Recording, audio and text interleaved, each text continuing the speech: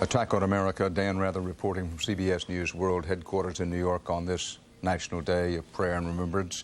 It is 2 p.m. in the East, and President Bush is now on his way here to a rainy New York City to see firsthand the cataclysmic ground zero damage in Lower Manhattan. The president left after leading a somber prayer service at Washington's National Cathedral. It was attended by 4 former presidents. Former President Ronald Reagan was the only living president not present, and the reason, of course, his illness.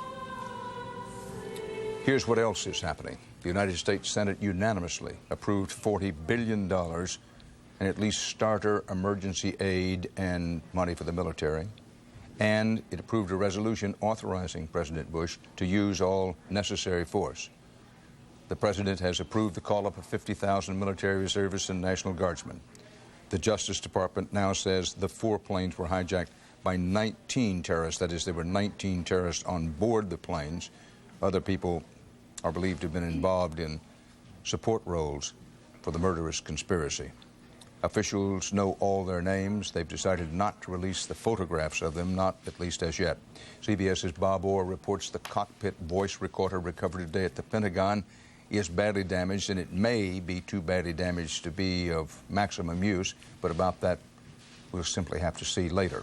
The number of confirmed dead at all locations is now said to be almost 600. The number of missing about 5,000. This is the President Bush at Andrews Air Force Base. He's stepping off Marine One and walking over to Air Force One for the short trip to New York City, where the president will tour today the bombed-out area. He'll do so with the city's mayor and the state's governor. At the service today at the Washington National Cathedral, the president mixed in words of resolve and national determination with words of condolences and mourning. Ed Bradley, you have some information on what's been happening in Europe today. Tell us about it. Well, there's a moment of coming together to share the grief with those of us here in the United States. A moment of silence across Europe from east to west. Some of our former Cold War adversaries, people stopping in the street for a moment of silence. In London at 11 o'clock, traffic came to a halt. The only thing you could hear was the big sound, the sound of the chimes of Big Ben. The tube stopped running. Queen Elizabeth was at St. Paul's Cathedral with Prime Minister Tony Blair leading the mourners there. In Paris at the same hour, traffic came to a halt. The underground, their subway, which is called the Metro, stopped running. You could hear the bells of Notre Dame Cathedral. And in Berlin, 200,000 people gathered at what's known as the Brandenburg Gate, where the Berlin Wall used to be, also in a moment of silence. As far west in Europe as Ireland, businesses, pubs closed for the day in solidarity with this day of remembrance and prayer here in the United States. Well, that's heartening, and one doesn't say that offhand. There's every indication this is going to be a long struggle, a long war, and it'll be interesting to see whether those feelings expressed with such sincerity today have staying power. We're going to go back to Washington. Jim Stewart. Jim, something caught my eye at the bottom of one of these Associated Press reports. The Associated Press quotes what it says is a government official suggesting, and I quote, that we haven't seen the end of the current threat. Speaking on condition of anonymity, this government person cited what he called concerns that the terrorists may strike in a different manner now that the airport security has been improved. What's that all about? Dan, if they have knowledge of a specific threat against a specific target, they certainly aren't sharing it with the news media. They have, though, talked quite openly about the manner in which Osama bin Laden has gone to school on us every time he conducts an attack against U.S. interest. when he attacks the U.S. embassies, and then we put up jersey barriers, if you will, and protective glass in our embassies, he checks that out and he tests that security. When he attacks with aircraft, as he did on Tuesday, I'm sure he's taken good note, or his people have rather, of the extra security on the aircraft and at the airports. It would only make tactical sense that if he intended another target within the United States, he would go where we are not, as opposed to where we are. Dan? Joe, keep in mind during the Vietnam War, a guerrilla war, if you will, but a guerrilla war with a big difference from what we're going through now. But this is, in effect, a guerrilla war in the shadows. And with guerrilla fighters, it's axiomatic that when the enemy is strong, you retreat. When the enemy gets strung out, you harass. And when the enemy is weak or sleeping, you attack. And that may be worth keeping in mind as we enter this war, this new war, what President Bush has called the first world war of the 21st century, the war on terrorism. I want to go back to, well, for the first time today, actually, to our chief Washington correspondent, Bob Schieffer. Bob? Good morning, Dan. Well, Dan, when the president gets to New York today, he's going to have some good news for New Yorkers in the sense that he'll be able to tell them that both houses of Congress have approved this emergency aid package. It will be $20 billion to start what everybody here is calling a Marshall Plan to rebuild New York. In addition to that, there will be $20 billion to track down and prosecute this war against the terrorists. It was one of those strange, weird little things that almost never happened here this morning. The Senate votes the old-fashioned way. Senators walk in, they cast their vote, aye or nay, and it's written down. But in the House, they vote by electronic computer. Each member of the House has a card. He sticks it in a little slot, and a computer registers his vote. Well, the Senate passed all this unanimously, 96-0 on the economic package, 98-0 on a war powers resolution. But the House, in the midst of its electronic voting, 190 members had cast their vote when the computer broke down. Now, it only takes 218 to have a majority. So all of them, most of them went to the memorial service today. They all had to come back after the memorial service, and now they're voting manually, as it were. This is all just part of the atmosphere. They would have done this at one time or another. But in any case, it will get done by the time the president gets to New York, and he'll be able to make that announcement to New Yorkers. Bob Schieffer on Capitol Hill. Let's go live to our London bureau and one of the world's most experienced foreign correspondents, Richard Roth. Richard, you've been monitoring events in Afghanistan. If that strikes our viewers as strange, London is an ideal listening post for what's happening in Afghanistan and, for that matter, throughout the subcontinent. What are you hearing there? Dan, reports from Kabul, Afghanistan today speak of fear and a new flood of would-be refugees who are desperate to leave the Afghan capital, worried that the military might of the West may soon be aimed at them. Most of what people have heard in the Afghan capital has come from foreign radio broadcasts and word of mouth. Television is banned under Taliban rule. Most international telephone lines are down. This is the Muslim holy day. Few shops and businesses are open. But in a place where invasion and civil war have claimed so many lives in recent decades, and where drought and poverty have added to the hardship, there is now worry the misery may get worse. The reason, of course, is the Taliban leadership that's harbored Osama bin Laden. Taliban society is strictly controlled and governed by its own brand of Sharia, Islamic law. Some Afghans say they're hostages themselves to a regime that came to power promising to restore order, but has done so with brutality. Public executions are part of the routine of ordinary life. A French photographer last month, working with great discretion in a place where photography is not welcomed, came upon a hanging in a public square. The man, the Taliban said, was a terrorist. Those who came to witness were matter of fact. They'd seen this before. At a soccer stadium, it was a woman brought in with a group in the back of a truck who met her death. Officials said she'd been convicted of killing her husband. This is the society that's given shelter to bin Laden. The wealthy Saudi exile runs his own training camps in Afghanistan, youths being taught to fight the West. And these pictures are from what's come to be described as his organization's recruitment video. Taliban officials have condemned Tuesday's attacks on the U.S., but they claim bin Laden wasn't involved, and they refuse to give him up. In fact, the Taliban spiritual leader today was quoted in a radio broadcast as telling Afghans to stay patient and steadfast, to face, in his words, any American attack with courage and self-respect. Dan? Richard Roth live in our Washington bureau, and if you just watched and listened to that report and saying to yourself, that's harsh stuff for television.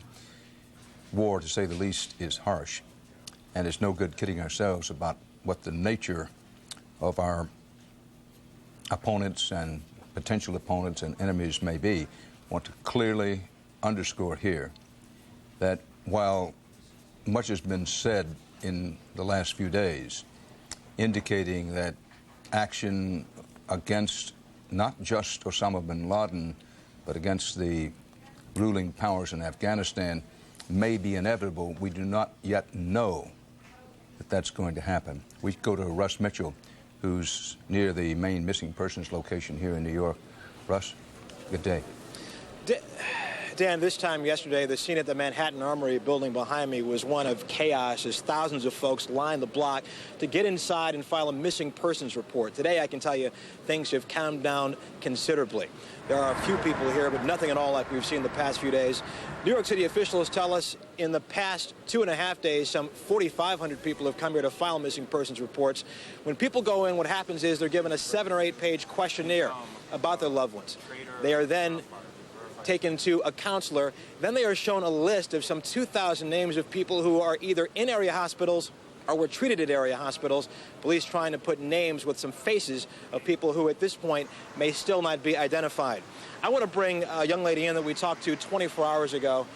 This person standing next to me is Layla Negron. Now, Layla's husband worked in the World Trade Center on the 88th floor. When we spoke to you yesterday, you said you were still very optimistic. It has been 24 hours. How do you feel now? I'm still optimistic. Still. I mean, he can be in a little air pocket just waiting for somebody to pull him out. I pray to God every single minute of every day that's what he's going to do for me and my 2 children. Have you heard any news at all about your husband? Yes. I spoke to a woman that was taken out of the rubble. Not out of the rubble. She was out of the building. My husband went to her and told her that he needed to get out of the building, and she was supposed to follow him, but they kind of split up. She got out, but she didn't see him. She said 5 minutes after she was out, the building collapsed. But she knows for sure that he did leave the office. He did leave the office? Yes. As I talk to people today, I am struck by how optimistic everyone, including yourself, still is. Let me ask you, what keeps you going? What keeps you this optimistic? My children, my family, and just knowing that we love each other so much that we're supposed to die all together, rocking in a rocking chair in front of our house. And I know that, and I believe that. You're going to area hospitals now to see what you can find out, right? Yes. I take it you're optimistic there, too. You've been smiling. Yes, I am. We have 2 people at Bellevue now checking for us while we're here. Okay. Layla Negron, wish you the best of luck. Thank you very much. Okay. You take care. And again, Dan, this is what we're seeing today. Even after 72 hours, people are here still very optimistic, still believing that their husband, their brother, their son is still alive. Dan? Russ Mitchell in Manhattan. Bob Sheever was talking earlier, and there's been talk the last few days about a, quote, Marshall Plan for New York City.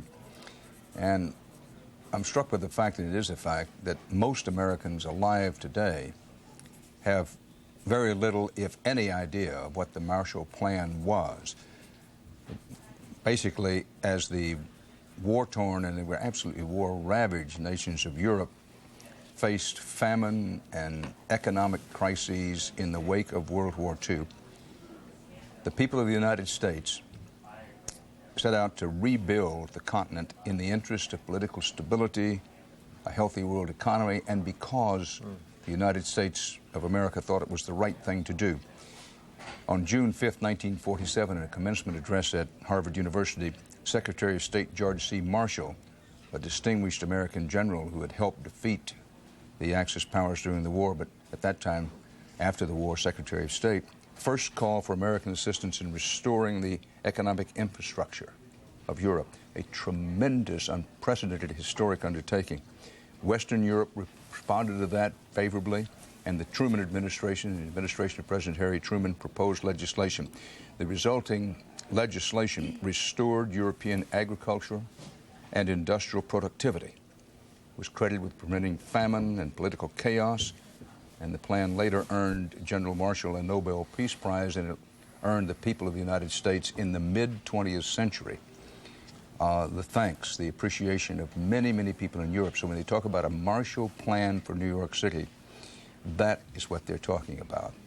Now, we're standing by for a briefing by Colin Powell, and here I'm told is the Secretary. General, I'll be brief today because of time constraints, and I have a phone call coming in just a few moments, so I'll give a short statement of just what we have been doing in the State Department over the last 24 hours. Take a couple of questions, and I regret I'll have to leave. We continue to work hard to build the coalition that you heard me talking about for the last several days and to get this campaign plan in place. We talked about it at the Cabinet meeting this morning. The President is very pleased with the work the Cabinet has been doing, and we can start to see the air traffic system come back up. We begin to see the relief efforts picking up speed. We're very grateful for the resolution that has come from the Senate and the support that the Congress is giving to our efforts. It shows the United States as a nation, as a people, coming together in this time of crisis and showing our determination to move forward deliberately and decisively to deal with this particular incident as well as the broader threat represented by world terrorism. I have been in touch with a number of officials in addition to the Cabinet meeting and the very moving memorial service that we just had up at the National Cathedral. Earlier in the morning, I spoke to the Foreign Minister of India, Mr. Singh, and was very pleased to receive an exceptionally strong statement of support from the Indian government, and we had heard that previously, but he confirmed it this morning. I've also had conversations with Portuguese Foreign Minister, the Saudi Foreign Minister, Moroccan, Tunisian Foreign Ministers, my colleague, Foreign Minister Tanaka of Japan. I'll be speaking to the Israeli Defense Minister in a few moments, and I have a call into the Syrian Foreign Minister. And this will continue throughout the day for me.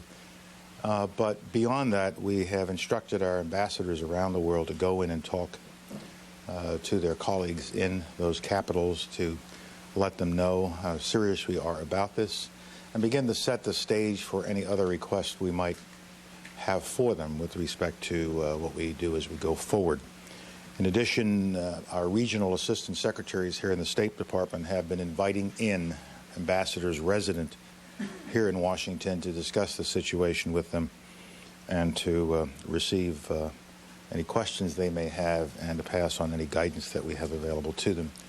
As you know, we are waiting to hear from President Musharraf of Pakistan, and I'm quite encouraged that the Pakistani government is taking this so seriously and so deliberately, and our ambassador is waiting for a reaction from them.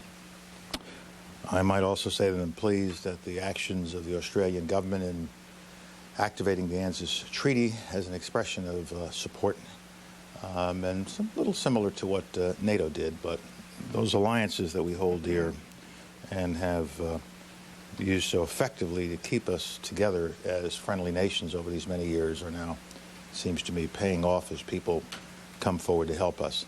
I'm also pleased that expressions of support we have received from countries such as Turkmenistan and Kazakhstan and others are coming in. I don't have all of them on my list or in my memory, and Richard Boucher will, in the course of the day, let you know who we have heard from and what kind of responses we have received from them.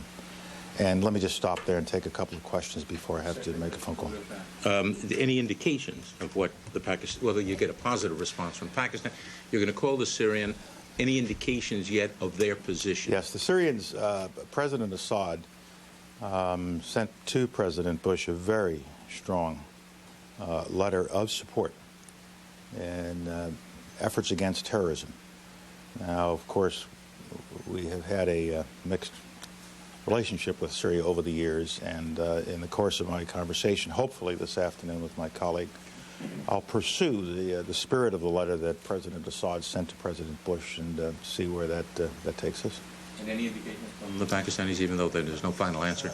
So far, I am very encouraged, but I think it's best that I do wait for a final answer. Mr. Secretary, Indian media says that that government handed over some maps to you today of guerrilla camps and other training areas that Afghanistan is said to be using. Can you confirm that that's... I can't confirm it. I just don't know. Richard could chase that down for you, but I can't confirm it here. It wasn't mentioned to me in my phone call at about 9 or 9:30 or 10, whenever I had, or about 10:30, I guess it was, with the Indian Foreign Minister. Secretary, we've heard a lot, yourself and other cabinet members and officials say, as we reach out to countries and ask for help, you're either with us or you're against us. Now, of course, we hope that all countries are be with us, but if we ask for something from a country, we ask them to root out terrorism in all its forms or to provide logistical or any type of other support that we need for any eventual military response. If they decline, if they say that they won't do what the U.S. asks, what are the consequences for, quote, being against us? I think we have to be careful as we go forward, and we intend to be. We're talking with countries that are friendly to us, and we will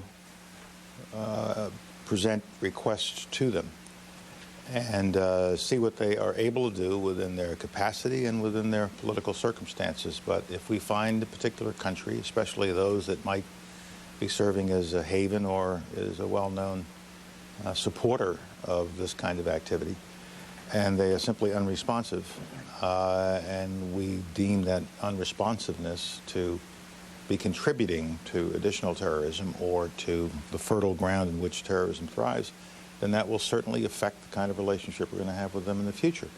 I am not threatening so much as I am saying this has become a new benchmark, a new way of measuring the relationship and what we can do together in the future and what kind of support we can provide to you in the future across a whole range of issues and activities. Mr. Secretary, the last 2 days you've been saying that how important you think it is that despite the events here, the tragic events here, that it's still very, very important for the Israelis and the Palestinians to have high-level meetings between Chairman Arafat and former Mr. Perez. Now, Prime Minister Sharon has now called that meeting off.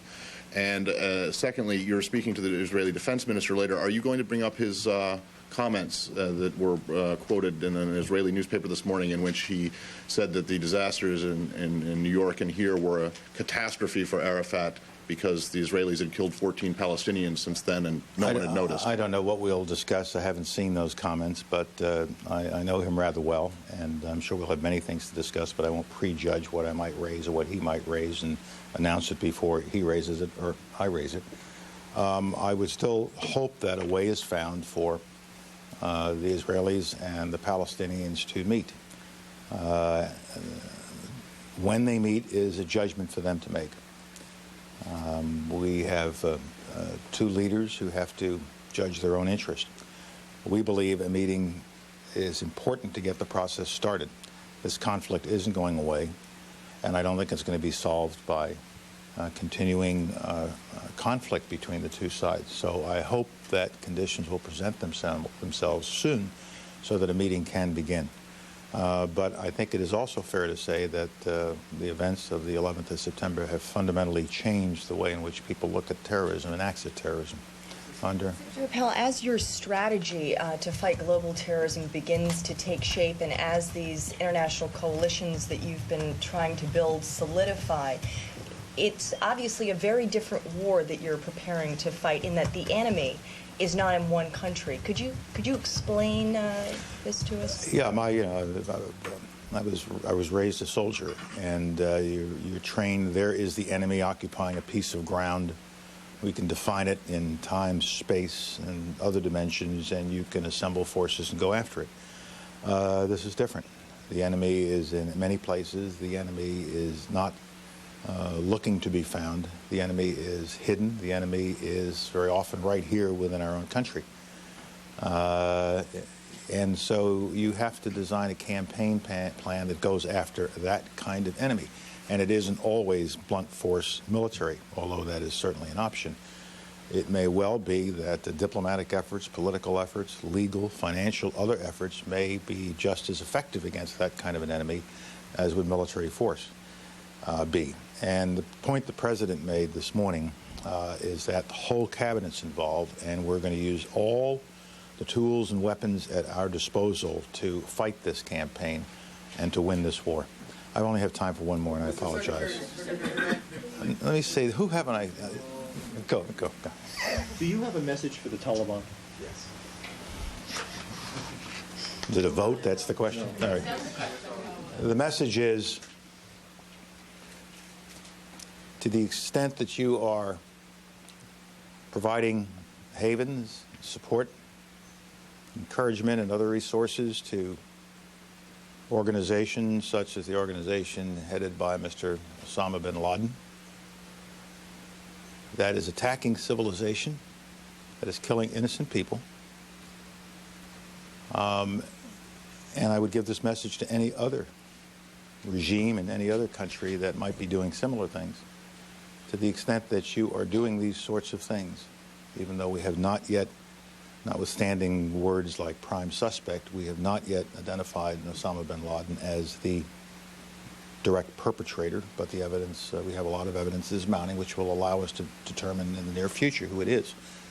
But he certainly is the leader of that kind of organization, and to the extent that governments such as the Taliban government in Afghanistan support such things, you need to understand you cannot separate your activities from the activity of these perpetrators.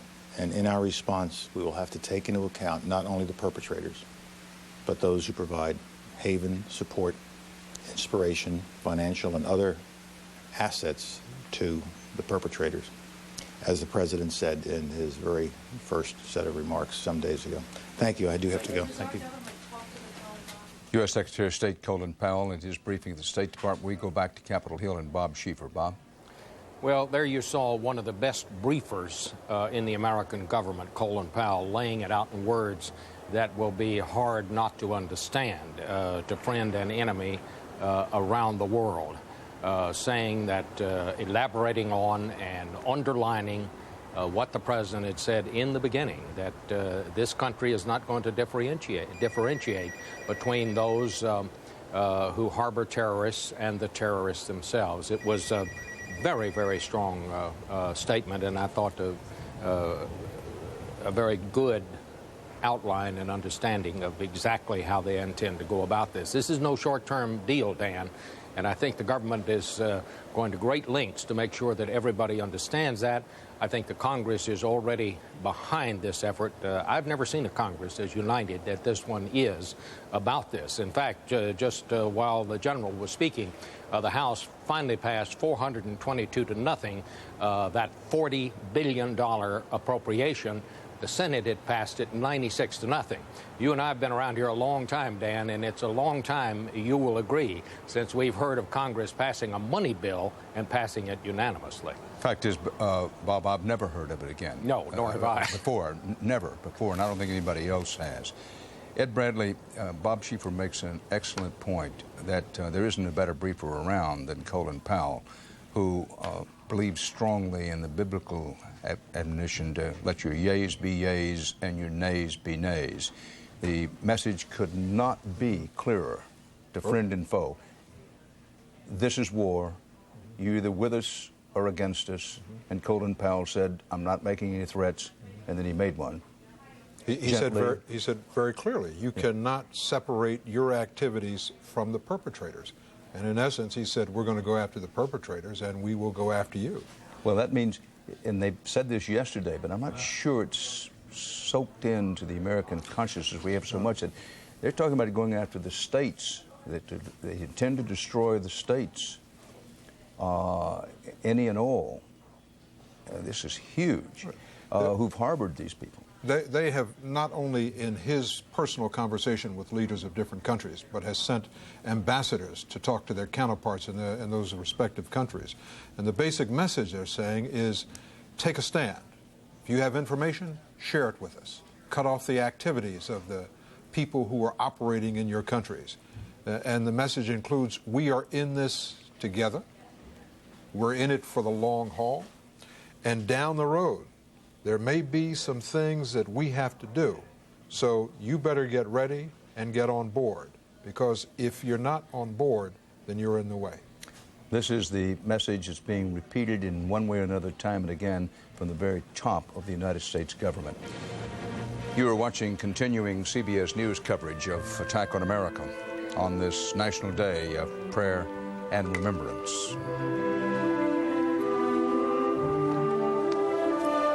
(2:30 p.m. in the Eastern Time Zone of the United States of America. This is CBS News continuing coverage of the attack on America.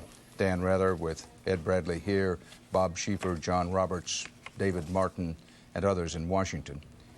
Here are the headlines of the hour. After a flight from Washington, President Bush is expected to arrive soon here in New York City. He will visit, at least briefly, the World Trade Center site where the search goes on for thousands still missing. The confirmed death toll in all of Tuesday's attacks is now approaching 600. During services for the victims at Washington's National Cathedral, President Bush vowed to, quote, answer these attacks and rid the world of evil, unquote. The U.S. military, with the president's approval now, is calling up 35,000 reservists. The total may reach 50,000. Most of these in this first call-up, at least, will be assigned to domestic support and defense operations in the United States. Investigators say they have identified now 19 men as aboard the suicide planes as hijackers in Tuesday's attacks. That's one more than previously reported. But in a possible setback for the investigation, officials say a badly damaged cockpit voice recorder from the jet that hit the Pentagon may not yield as much useful information as they'd hoped, but that's not yet certain. Now let's go to John Frankel in Lower Manhattan covering the rescue and recovery operation. John? Well, Dan, as you know, for a long time to come, we will be hearing about bodies that are recovered from the debris at the site. And just a short time ago, we got word that another body indeed was recovered. And if you want to understand just how difficult the job is, you need to see the pictures from Ground Zero where we were earlier today. It is a daunting task. As you know, and we have seen, they're using big construction gear, small shovels, hands, dogs, and also seismic gear. And as we've been told recently, the seismic gear is creating a problem for them today because of the weather that they are facing, and that is that sensitive to the vibrations and to noise. So even the slight rat-a-tat-tat of the raindrops throws them off. And we also understand that the phone companies in the area have chipped in by setting up a system that they hope contributes to these efforts by the fact that if somebody uses a cell phone, if somebody happens to be alive and is underneath the debris and uses a cell phone, they have set up a system which allows them to focus in on an area of the debris, which might make it a little bit easier and faster for the workers to find somebody if by chance somebody's alive and using a cell phone. So that's how the weather has played a factor in today's rescue efforts. Again, it is drizzling one more time this afternoon. It's expected to continue through the afternoon, but I can tell you from having been down there earlier today, you can see how weary the firefighters and other workers are. They are cold, they are wet, they have huddled in doorways, they take time to get some coffee and rest because they need to pace themselves. It is such a hard task, and they are beaten down at this point, although they continue to hold out hope that they will be able to rescue somebody. And also, when you're there at Ground Zero, you see just how large the pieces of debris are. The smoke is still smoldering there. If you're at that site, you do need to wear one of these masks because it depends on how the wind is blowing, but you do take on that smell. It is horrendous to see. It is incredible to watch these people continue to work, but they do so even under these conditions. Dan? John Frankel in downtown Lower Manhattan. We check in now with Maureen Maher, who's at Dulles International Airport outside Washington, D.C., with a report, another of our series of reports about the air transport system coming back to life. And I have made a mistake that Maureen Maher is, of course, at the Dallas airport, not the Dulles airport. Forgive me, Maureen, and it's yours. There's a lot going on, Dan, a lot to keep track of. And here at Dallas-Fort Worth International Airport, news from American Airlines employees. You know, in the last 24 hours, we have been hearing quite a bit about passenger safety and how much it has changed. No knives, longer lines, and a lot more questions. But late yesterday, CBS News started receiving phone calls from airline employees who say they are very concerned. Many say that new security measures have not been implemented for them. And as a result, flight attendants and pilots do not feel safe. Today, CBS News has learned that some American Airlines employees are refusing to fly. At many airlines, this is how employees get into the gate area, through a secure door that requires a badge and a key. Have you been issued a new badge since the attack happened on Tuesday? You haven't been issued a new badge. But this morning at Dallas-Fort Worth International Airport, we saw numerous American Airlines employees getting in by piggybacking, illegally following someone else through the door without either swiping their badge and or using their own key. Shocked that security isn't as tight for employees as it now is for passengers, flight attendant Lori Anderson has told her bosses she refuses to fly until the situation changes. You don't have to go through any security checks. I went through no security at all, and I came right up looking at the airplanes. I could have walked straight to my gate and gotten on an airplane. Listen, I can tell you're very upset about this. I'm very upset. I thought I could do a duty like everybody else. I came, and I can't go because I don't feel safe. You're and scared? I hate to be decimated like they want us to be. I'm absolutely scared. Yes, I'm absolutely scared. Do you ever have to go through X-ray? Never. We never have to go through X-ray. Do you think that the employees should have to? Absolutely. Absolutely. What this world has come to, absolutely I do. Employee security is of particular concern here at Dallas-based American Airlines because, as we've been hearing over the last couple of days, they lost quite a few crew members in 2 of the plane crashes, and that's why they are concerned, and they would like to see security beefed up. Like many of the passengers that we have heard from around the country, the employees are also willing to wait in line, have their bags checked, be asked questions, and have security guards placed at those doors that go into the holding area before they then go out to the gates. We did try to call American Airlines today, as well as the FAA. They are clearly inundated with phone calls and have not been able to get back with us. However, yesterday afternoon, I did speak with an American Airlines spokesman who said American Airlines is following all of the new rules and security regulations that the FAA has asked for since the attack on Tuesday, and they will continue to do so. As you know, though, Dan, as our Washington team and Wyatt has been reporting from Boston, because of that alleged ramp badge that was found in the white car at Boston Logan Airport that would have allowed someone access to these areas, that is making the employees here very nervous. And as we mentioned, we're still waiting to hear back a response from the FAA and American Airlines. Dan? Maureen, if you can hear me there, and I think you can, do we know whether any American airline pilots have expressed even a reluctance to fly, much less a refusal to fly? We know that several have expressed a reluctance. We'll be hearing from several who fly out of San Francisco's airport later on tonight as our special coverage continues this evening.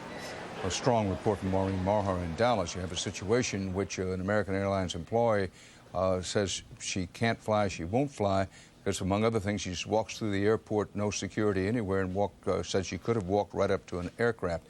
Now, no one expected the security system to be airtight, but this will strike a lot of people as interesting, to say the least, that the people who know the most about the airports and the most about airlines, the people who have to make it work and the people who have to fly, at least some of them are saying, look, whatever new system you put in, they have holes that you could drive a terrorist through. Joining us in our Washington bureau is Captain Dwayne Worth of the Airline Pilots Association. What about this, Captain? Did you just see and hear this report? What are we to make of this? Well, yes, Dan, I did just see and hear that, and I think it's fair to say this, that the security systems that have been in place for quite a long time in this country weren't designed to stop a skilled, hired assassin, murderous, suicidal people who have been trained to do this. Our security systems have been designed to stop the careless, the reckless, the unruly, the type of old-fashioned hijacker from the 70s that take me to Cuba, I have a gun. I want to take hostages for money. We have a brand new threat, and I think there is no airport system, let's just be clear about this, that'll be so airtight that could stop a person in civilian clothes who with a penknife is willing to kill passengers.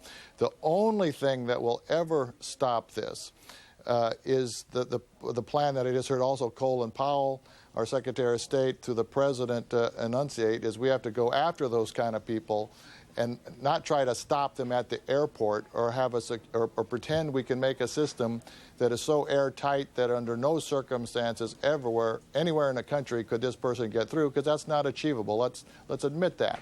But the steps that have been taken up to this point, and which we worked with along with the FBI, the FAA, are all the reasonable human steps, unless we're willing to shut down the economy and not have a single person go to an airport for about a year, is what can be done for today. Now, we have, the Airline Pilots Association has a number of issues we'd like to see accomplished in the very next few weeks and months to very much improve this system. But again, against the standard, could we, on any day of the week and even in the future, have somebody say somebody could probably penetrate? I think that's always going to be true. Well, you said you have things that you're recommending rather quickly. What are those things? Well, I think at the end of the day, well, certainly the number one pilot concern is this.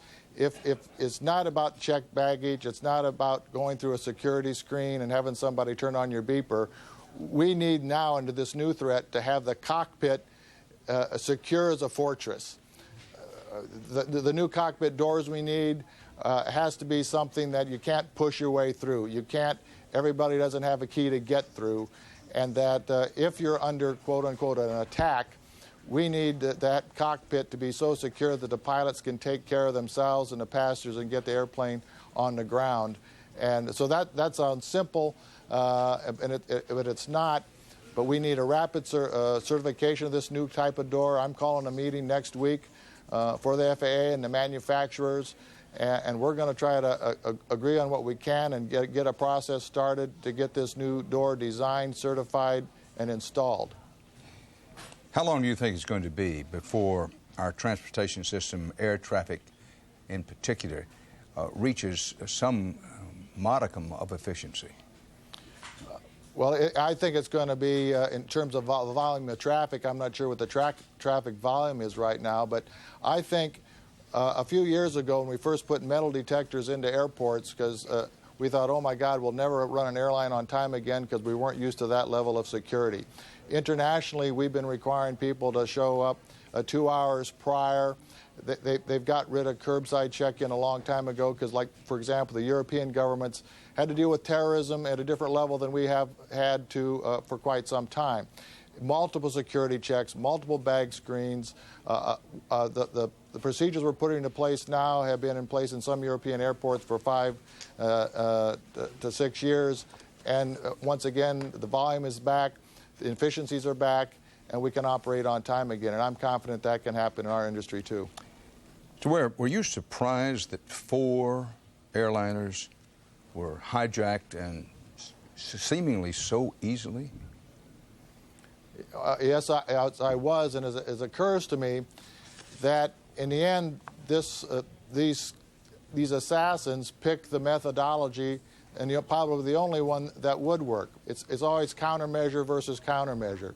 As they were doing Lockerbie and using bombs and explosives and wires, they watched us design a security system to detect explosives and electronic devices and the baggage and the luggage. So they ended up going to what is the one thing that will work here, and that is to go through with no weapons that would be recognized as a weapon. A razor blade and a plastic isn't going to be picked up, and with an attitude that we will kill instantaneously, we'll kill the pilots, and we will fly into a building. Mr. Worth, I beg your pardon, but I'm going to have to interrupt. I appreciate you being with us. The Attorney General's briefing, and we're going there live. Thank you, Dan. The director of the FBI and I just returned from a memorial service at the National Cathedral and wanted to take this time to give you a report in regard to these matters. Today, the Federal Bureau of Investigation released a list of 19 individuals who have been identified as hijackers aboard the 4 airliners that crashed on Tuesday. The FBI requests that anyone who may have information about these individuals, even though these individuals are presumed to be dead, anyone with information about these individuals immediately contact an FBI field office or call the toll-free hotline.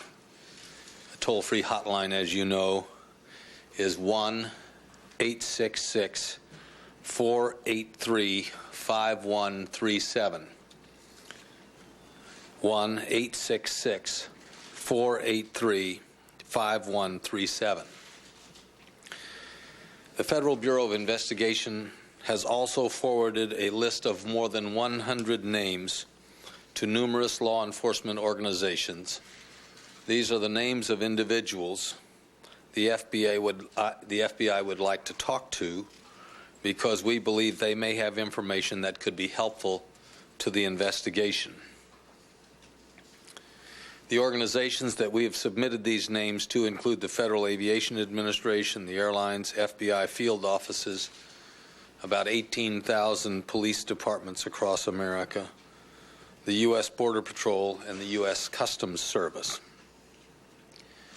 Now, the nature of this list is that it would be changing constantly as people are either removed from it or added to it. But we believe that the individuals on the list may have information that could be helpful to us in our efforts. I want to take this moment to extend our appreciation to state and local law enforcement organizations that have cooperated with this investigation, have acted responsibly, and have been very helpful to us. Their dedication and swift action has been essential to the progress of the investigation. I'm pleased now to call upon the director to give you some more information. Before we answer questions, I thought I would fill you in on the extent of the investigation to date. As of today, we have 4,000 FBI special agents who are working on the case in various offices around the country and on various aspects of the investigation, and we have 3,000 support employees also on the investigation. 20 FBI legal offices are running down leads overseas, and all 56 FBI offices around the country are engaged in the investigation. We have conference calls several times a day to make certain that everything is being coordinated appropriately. To date, we have had more than 36,000 total leads. Of those, over 30,000 have come in off the internet. 3,800 have been received on the FBI hotline, and another 2,400 have been generated through the various field offices. As you well know, and I picked up, we've conducted hundreds of interviews around the country. We've served over 30 search warrants in various places. Hundreds of subpoenas have been issued, and we have, in the course of seizing some of those executing some of those search warrants, we have seized computers, other documentary information that we are following up on. One other point I'd make before we respond to questions, and that is that we have dispatched sent to the various major airports FBI agents, teams of FBI agents, to assist in quickly resolving any incidents that may come up when passengers or passengers are attempting to board an aircraft or obtain a ticket, and there's some question raised, so we can minimize the inconvenience to the person who may well be stopped and also swiftly resolve the issue. And with that, I believe we're happy to take whatever questions you might have.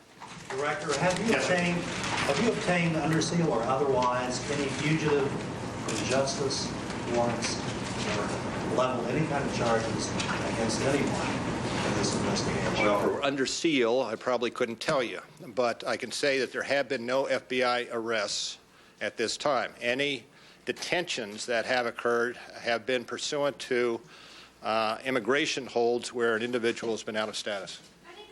On the list of hijackers, have they been connected to organizations connected to bin Laden? And I can't get into the details of that. Does it astonish you that... Sorry, we'll take one and then two. Yes, ma'am. Sorry. Does it astonish you that they trained, all their training came to the U.S., there were so many of them trained as pilots, and that they lived in the open, they weren't hiding their identities here? Did any of that astonish you or shock you? Well, the tragedies quite clearly astonish and shock me and the country. The fact that there were a number of individuals that happened to receive training at flight schools here is news, quite obviously. If we had understood that to be the case, we would have, perhaps one could have averted this.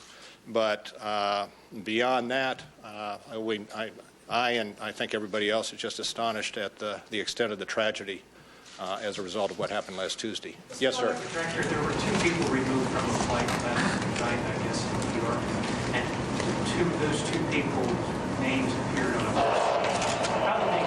How were they able to board if their names were on? Well, I can tell you that that was pursuant to a watch list. Other than those names were pursuant, were on the watch list for reasons not related to this investigation.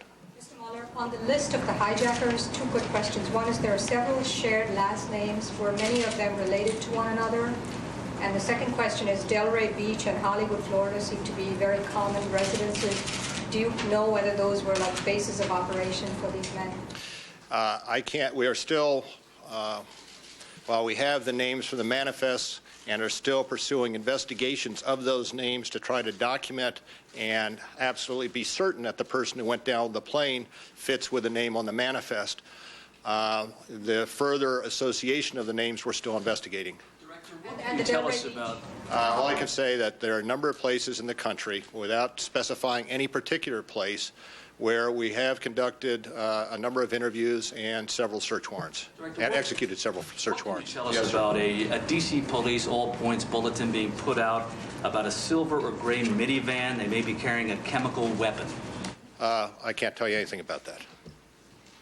Yes, sir. What have you learned from the cockpit voice recorder and from the flight data recorders of the 2 planes? They're currently over at the NTSB, and I think the question should be directed to the NTSB on those at this instant. They referred us to you. As of this moment, we have not learned or received anything off those recorders. Well, actually, I should say we have not received anything off the voice data recorder. There is that recorder, which is other than the voice data recorder at the Pentagon that we picked up, and we did receive information off that. What did that tell you about that flight, about its path? I can't get into that now, sir. Yes, sir. What confidence do you have the names on the list are actually the people who were on the plane as opposed to aliases or stolen identities? Do you have a level of confidence there yet? I think we have a fairly high level of confidence, but when we spoke to you yesterday, we had 18 individuals who we believed were the hijackers. We now have a 19th that our investigation has disclosed was probably one of the hijackers on that plane that left Dulles, and consequently, continuous investigation updates our confidence or level of confidence, degree of confidence in assuring that the person who actually was on the plane is associated with the name. Yes, sir. Do you identify any suspects or individuals who are still at large who may have been the leaders or masterminds of this conspiracy? I'm sorry, what? Have you identified any suspects who you believe are still at large in the United States who were the masterminds or leaders of this conspiracy? I cannot get into the details of the investigation. Suffice it to say, if we believe that there is somebody in the United States who is associated with this conspiracy and we had evidence upon which to base a charge, we would have and would level that charge. Yes, sir. Can you say anything about the immigration status of the 19? Were any of them out of legal status? I believe we tried to provide some of those visa details on the listing that we provided to you. I can say that some of them were out of status, yes. I'm not certain how many or which names or which individuals whose names appeared on the manifest and we believe to be a hijacker was out of status. Yes. It's common for the FBI to name a case agent in a big case. Have you yet done that on this one? The investigation is being run by Tom Picard out of headquarters here with Dale Watson and numerous other, I would say, senior FBI agents assisting in various capacities. And the name of the investigation, sir? Has the investigation been given a name, and what is it? Pent bomb. P-E-N, Pent bomb. P-E-N-T-B-O-M-B. Pent bomb. Can you address the issue of intelligence failure? You didn't know anything about any of these guys. We still don't know a lot about them. That was the last question. Thank you. Thank you. So this briefing is over. There's been a development in the Middle East that's worth pausing to note. It's reported in the Jerusalem Post and in some other places that hundreds of Palestinian members of Hamas demonstrated in Gaza City, in Ramallah, and in the refugee camp in Jericho. At the rallies in Gaza and Ramallah, demonstrators waved pictures of terrorist mastermind Osama bin Laden. Palestinian policemen seized videotapes of the event taken by cameramen working for foreign networks and ordered them not to film any further, according to this report. Now, there are several sources for this report, but let me say at CBS News, we always like to tell you when we have our own independent confirmation of a story, we try to tell you. We don't have our own independent confirmation of this, but there are several sources to this story, and we're checking to see whether it is a fact. We want our own on-the-ground check that Palestinian policemen seized the videotapes of these rallies among Palestinians by the members of the Hamas organization, apparently were organized by Hamas, demonstrating for Osama bin Laden. Now, no one should be surprised that in some places, and yes, some places other than Palestinian areas in and around Israel, that people on what's sometimes too broadly called the Arab Street were celebrating about what Osama bin Laden had done. That doesn't mean that a majority of people of Islamic religion and heritage leave this way, and indeed, a very strong message has been coming out of Islamic leaders almost everywhere, saying, in effect, this is not Islam, that is the attack on the World Trade Center. But this report about Palestinians rallying for bin Laden is interesting, to say the least, and we are triple, quadruple checking whether the Palestinian policemen seized videotapes of the event. Ed Bradley? Sorry, Dan, someone was talking in my ear then. Not at all. Just turning to you for some development. Well, there have been a number of attacks that have been going on across the country that we're told. In Seattle, a man walked into a mosque and threatened to burn it down. In Denton, Texas, a mosque was firebombed. And out in Bridgeview, Illinois, police had to turn back 300 people who were marching on a mosque. And in Laramie, Wyoming, a woman and her child were run out of a mall with people shouting at her to go back to your country when, in fact, she and her children were born in this country. In Gary, Indiana, a man who runs a gas station was standing behind bulletproof glass, shot it 21 times because he was of Middle Eastern descent. I mean, the fact is that there are a lot of followers of Islam in this country. There are more Muslims in this country, almost twice as many as Episcopalians. True, and worth reminding ourselves that everyone from President Bush right on down through, I'm thinking particularly of the Attorney General, Mr. Ashcroft, yesterday, underscored this is un-American. To stereotype, to have guilt by association.